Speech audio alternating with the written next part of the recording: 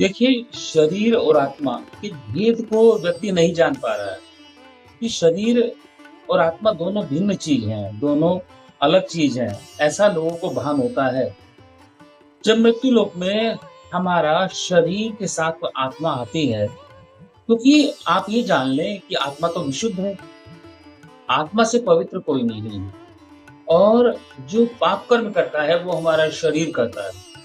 शरीर के जितने भी पाप कर्म होते हैं, वह आत्मा एक तरीके से माने आत्मा बोझ ढोती है आप पे। आपका आत्मा बोझ ढोती है, उस बोझ को ढोने के कारण ही वो आत्मा जो पवित्र है, वो अपनी पवित्रता को भी प्राप्त नहीं हो पाती। उसे फिर दूसरा शरीर धारण करना पड़ता है। इसी तरीके से जो आत्मसात अगर हम इसको करें कि आत्मा और शरीर के भेद को जाने क्या है। केवल आत्मा तो आप शरीर तो आपका ऐसा है जैसे कि आपने एक बाइक ली या एक आपने कार ले ली और उस कार से आप गंतव्य स्थान की तरफ जा रहे हैं, किसी भी स्थान की तरफ जा रहे हैं। शरीर माध्यम खलु धर्म साधनम। शरीर तो केवल एक हमारा जो बॉडी है वो माध्यम है एक साधना का। वो साधना हमारा शरीर करवाता है, लेकिन वो साधना करता कौन है? वो साधना करती है आत्मा।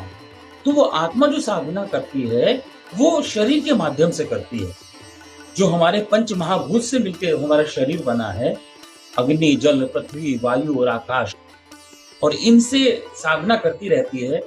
और वो साधना करने के बाद, वो कर्म करने के बाद, साधना भी आप उसको माने तो अगर आत्मा ने माना या शरीर से ये मनवाया कि वह साधना कर रहा है, तो वो अच्छे कर्म कर रहा है।